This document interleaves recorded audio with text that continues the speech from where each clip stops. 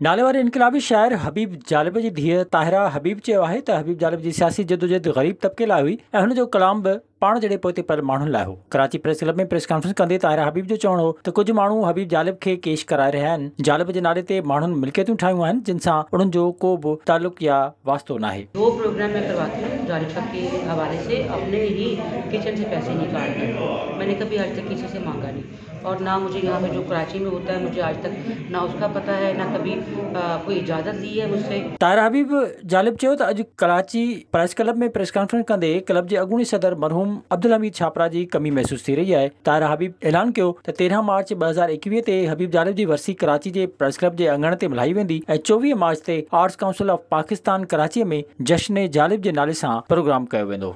Visit कयो अवामी आवाज़ मीडिया ग्रुप जी वेबसाइट awamiawaz.pk।